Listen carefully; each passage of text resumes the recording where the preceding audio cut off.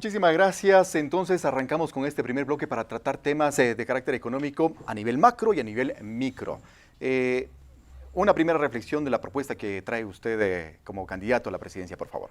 En términos económicos, mira, la primera reflexión es que el problema más grande que tenemos en este momento en la sociedad ecuatoriana es la falta de empleo. Aquí tenemos que inyectar la liquidez del aparato productivo ecuatoriano. Tenemos que recuperar las plazas de empleo que, como dije hace un momento, que se han perdido por efecto de una pandemia, pero también del abandono del gobierno actual. Muy bien. Vamos ahora a invitar a Noemí para que nos traiga la caja con las sorpresas para ir desarrollando algunos conceptos en torno al tema económico. Por favor, Javier, le invitamos a abrir y a descubrir cada uno de los objetos. ¿La caja de sorpresas o la caja negra? Como quiera llamarla. La caja de sorpresas, veamos. A ver. Un primer elemento, veamos. $1. El dólar. ¿A qué le remite ese dólar, Javier? Bueno, es el circulante que tenemos aquí en el Ecuador y gracias a la dolarización que esta crisis no fue peor, porque los políticos de siempre lo que han hecho es emitir billete por cantidad cuando ha faltado. Imaginémonos cómo hubiera sido esta situación. Yo he pasado de ser un artesano panificador a ser un industrial, exportador, agricultor ecuatoriano, pero inicié como un artesano panificador. De hecho, en ese primer emprendimiento ya formal, con empleados que yo hice, yo era el panadero el fin de semana. Y este país bendecido y rico que es el Ecuador me permitió pasar de ser un artesano panificador a ser un industrial. Pero cuando yo inicié en este emprendimiento, que fue previa a la dolarización, yo tenía que ir con la caja del día, con ese efectivo, a comprar en ese momento la harina, porque al día siguiente, en unas horas, ya subía. Y obviamente uno es responsable ante sus clientes, y yo no podía estar subiendo los precios todo el tiempo. Pero esa era la realidad que nosotros vivíamos acá en el Ecuador. Teníamos una inestabilidad terrible. Gracias a la dolarización, por lo menos esta crisis no ha sido peor si no la hubiéramos tenido. Pero Javier, quisiera que a propósito del dólar, usted emita un comentario, un criterio sobre aquel dinero que sale, aquel dinero que ingresa, el impuesto a la salida de divisas, por ejemplo.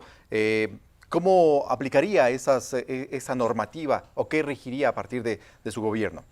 Mira, yo he hecho un compromiso puntual, que es buscar eliminar el impuesto a la salida de divisas, que no lo puede hacer inmediatamente, porque evidentemente tenemos un presupuesto general del Estado desfinanciado, pero sí ligado a un objetivo, y el objetivo es cada año que logremos tener una balanza de pagos positiva, bajar un punto.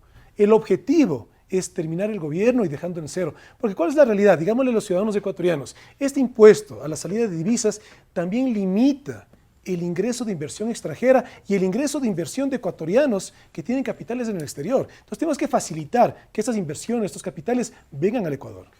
¿Cómo se va a fortalecer la dolarización, candidato?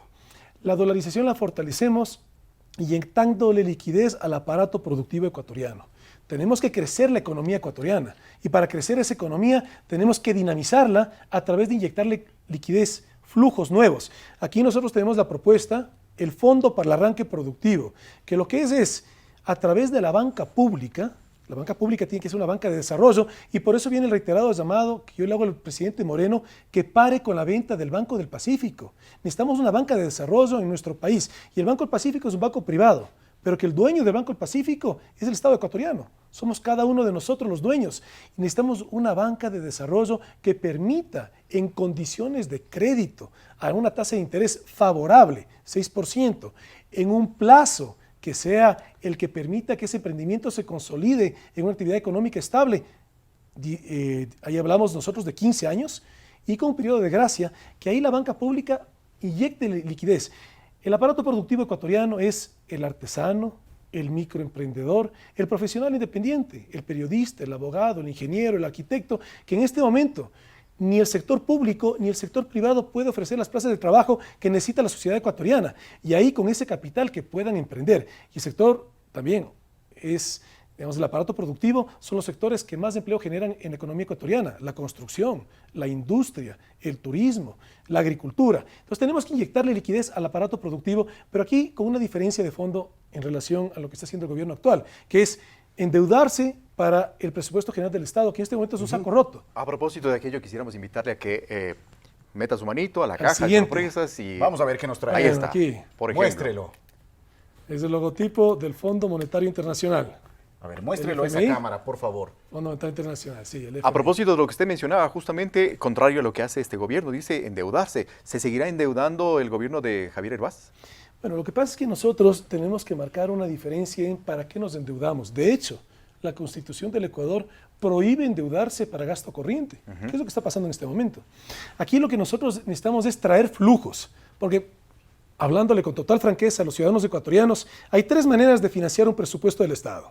La una, la manera irresponsable, que es aumentar más impuestos.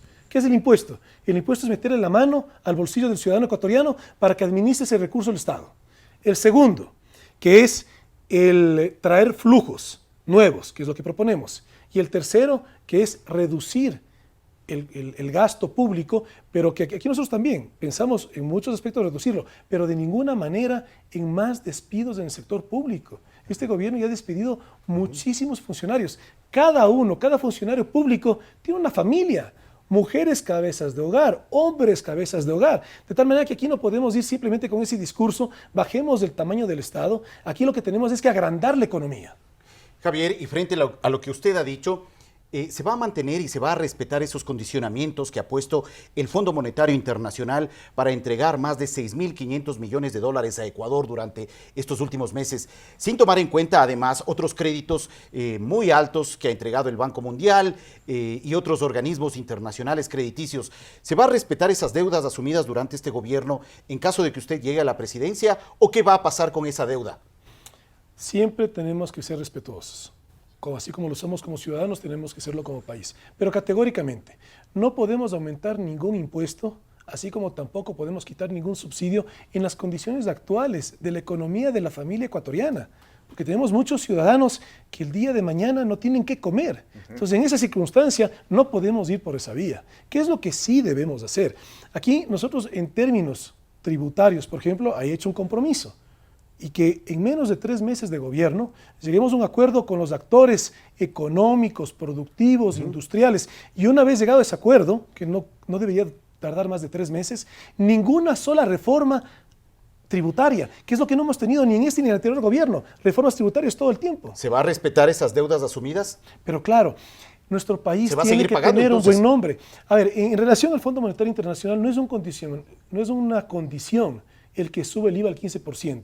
Es una sugerencia, porque evidentemente como acreedor, el acreedor quiere garantizar el repago de esa deuda. Pero no podemos aumentar ningún impuesto, y mucho menos un impuesto regresivo que es el IVA. Aquí lo que tenemos es que dinamizar la economía. Avancemos entonces a propósito de lo que usted está mencionando. El último elemento quizás que está ahí en esta cajita. Pero está vacía, ¿ah? Una billetera vacía. ¿Qué le simboliza? ¿Qué le significa? Bueno, significa las billeteras de muchos ecuatorianos que están vacías. La situación difícil que estamos atravesando como sociedad cuando tenemos tantas personas sin trabajo, sin empleo. Evidentemente, eso pone en riesgo la dolarización, porque un ciudadano sin empleo primero se come sus ahorros y después de que se come sus ahorros, baja el ahorro del sistema digamos, monetario ecuatoriano. Eso pone en riesgo. Por eso es tan importante que dinamicemos la economía y recuperemos las plazas de trabajo. Y eso sí se lo puede decir alguien, con propiedad alguien que ha generado trabajo desde cero. Muy bien, gracias Javier por estas primeras impresiones y reflexiones sobre el tema económico.